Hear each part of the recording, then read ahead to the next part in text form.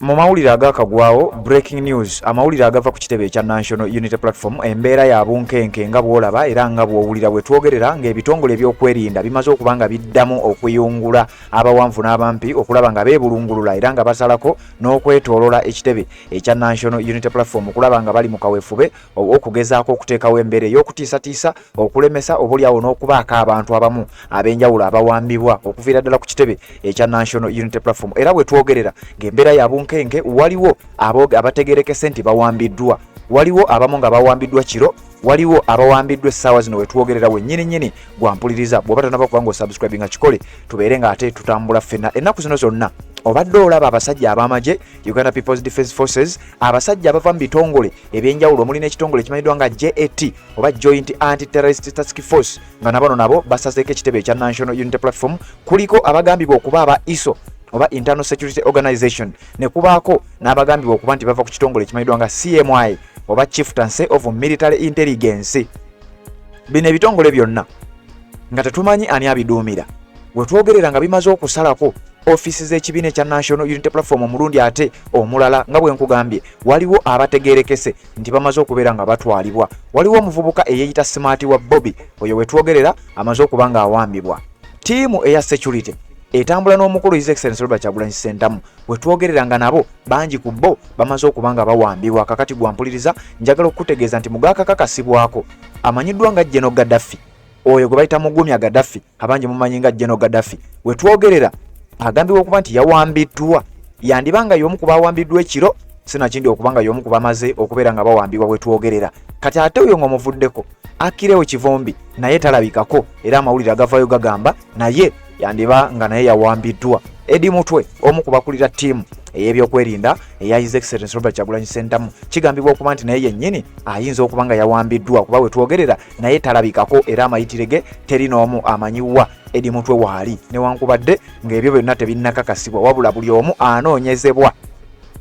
Omuvubuka gwe nkugambye bamuyita Smart wa Bobby oyo naye amaze okuba nga atwalibwa wabula n'abalala bangi abatannategerekeka kyokka bino bigenda mu maaso ng'abamu ku bannakibiina naddala abakulembeze mu kibiina ekya National Unity Platform nga kubano kuliko chairman Nyanzi ono nno nga mukulembeze era yakulira department emanyiddwa nga Kkunga okwetolola eggwanga lyonna oyo yawambibwa we twogerera tannaba kubeera nga alabikako kyokka we twogerera mu mbeera ng'ekyali ya bunkenke abasajja bongedde okuyungula abawanvu n'abampi era nga bwe nkugambye bangi bateeberezebwa okuba nti baabuziddwawo nga ne we twogerera abamu tebamanyiddwako mayitire newankubadde waliwo abali official bano bo nga bamanyiddwa nti bawambibwa abavubuka abo boolaba ku screen yo kuliko Yasini Machete oyo y'omu ku bali mu kkomera Bobby Yanga already ali mu kkomera kyokka bano abali wansi bawambiddwa mu nnaku ezitali nnyingi nnyo obanga obadde otugoberera amawulire ago twagakuwadde kati we twogerera okusinziira ku sources era okusinziira ku reports ez'enjawulo zitulaga nti His Excellency Robert Kyagulanyi Ssentamu ku kitebe ekya National Unity Platform waali era abasajja basazeeko nga bayungudde abawanvu n'abampi era mu kino ekikwekweto abamu mwe batwaliddwa newankubadde abamu tebannategerekeka baani abatwaliddwa wabula drone zirabiddwako nga ziyoola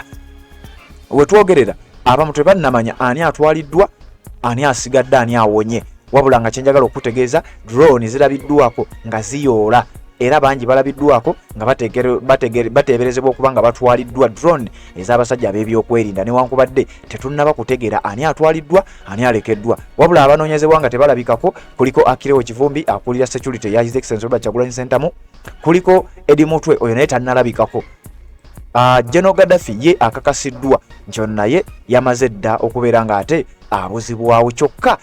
ab'ebyokwerinda abali ku kitebe ekya National Unity Platform abasinga obungi beesabise tosobola na kumutegeera kakati n'embeera bwetyo bweyimiridde abasajja abawanvu n'abampu bayunguddwa embeera ya bunkenke nnyo nga bwe nkugambye nti bangi batwaliddwa abamu bategerekese abamu tebannategerekeka ani atwaliddwa ani asurvivinze wabula mu mawulire gennina okusinziira ku sources batugamba nti His Excellency Robert Kyagulanyi Ssentamu mu office ye mwali era agambibwa okuba nga either ye yeesibiddeyo oba nga bamusibiddeyo kubanga okusinziira ku reports batugamba nti His Excellency Robert Kyagulanyi Ssentamu n'abamu ku bantu abasangiddwa ku kitebe kya National Unity Platform tekuli akkirizibwa kufuluma kyokka n'abayingira tekuli akkirizibwa kuyingira ebyokwerinda byongedde okuba nga binywezebwa ku nsonga etannaba kuba nga etegeerekeka ago nno ge njagala okuba nga nkutegeeza okuviira ddala ku kitebe kya National Unity Platform nkugambye abamu ku bakulira security bamaze okubanga batwalibwa banga babuziddwawo tetunategeera wa we bali wabula okusinziira ku sources balaga nti abamu bandibanga bawambiddwa mu kiro oyo gwolaba wakati yeyeeyita oba gwe bamanyinga Smart wa Kyagulanyi ye talabikako era envumvumo zigamba yandibanga y'omu ku abo be basazeeko mu kiro ne babanga batwaliddwa. Jeno Gaddafi nga bwe nkugambye naye we twogerera ateeka okubanga yatwaliddwa okusinziira ku reports ezivaayo. Akireewo Kivumbi aduumira ebyokwerinda bya His Excellency Robert Kyagulanyi Ssentamu naye we twogerera tamanyiddwako mayitire. Eddie Mutwe tannalabikako. Akireewo Kivumbi tannalabikako. Smart wa Bobby tannalabikako. Bobby oyo golaba wakati amanyiddwa nga Jeno Gaddafi tannalabikako kyokka nga n'aduumira oba akulira kye tuyita Konga Uganda amanyiddwa nga chairman Nyanzi Fred Ssentamu tannaba kubanga alabikako. Kyokka embeera nga bweyimiridde ku kitebe kino ekya National Unity Platform kigambibwa abamu ku bakulu mu kibiina kino bali mu office munda tebakkirizibwa kufuluma n'abamu ku bantu abatera okubeerawo ku kitebe nga bakola emirimu gyabwe tebakkirizibwa kufuluma kyokka mbu n'abayingira era tewali n'omu akkirizibwa kubeera ng'ayingira ensonga tennategeerekeka naye nga mbeera ya bunkenke gwampuliriza tambuza olutambi luno lutuuke ku muntu yenna eyeetaaga okuba nga ate alufuna. Awaliwo abaabadde bakwatiddwa ttiimu ey'akakiiko akakulira ebyokulonda mu kibiina ekya National Unity Platform ttiimu eyadde ekwatiddwa nga bava empigi mu kuziika we twogerera ttiimu eyo yateereddwa sisobodde kukuwa live eyo naye nga njagala okukutegeeza oluvannyuma lw'okuba tabavuddeyo ne boogera ebibaddeyo gye baba bakwatidde naye embeera ya bunkenke nnyo. Abasajja bababuuzizza mu bimu ku bye babuuzizza kiki ekiddako kiki kye muzzaako era kiki kye muteekateeka era ne babuuza mu kye tuwulira kye bayita NUP School of Leadership basomesezaayo biki bino nno okutuukawo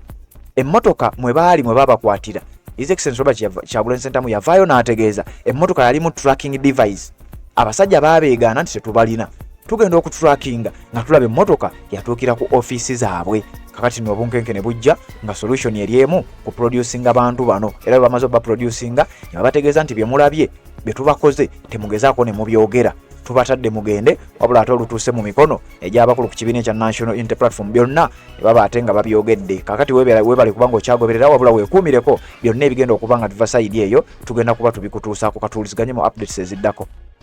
Assalamu alaikum wa rahmatullahi wa barakatuh. Amanya n'eddoboozi Haji Abdu omusomi w'eddua nkola ku nsonga ez'enjawulo emirimu nga gikutataganyeko ebyenfuna byo nga bidobonkanye ne oba oli bweru wa ggwanga emirimu gya kucankalanako jangu kusomere ku ddua okubeda nedda eddua zaabaawo eddua zisomibwa omuntu n'oterezebwa mu mbeera yonna ebadde ekwesibyeko akanyaga. Nina ekyoto kye nsobola okukumira wadde oli bweru wa ggwanga nga toli kumpi wano n'ofuna omukisa gwo nawe n'osomerwako ku ddua nga nkuteddeko n'akabaani Allah ajja kusaasira ajja kwanukula. Kuba ku namba yange y'essimu 0752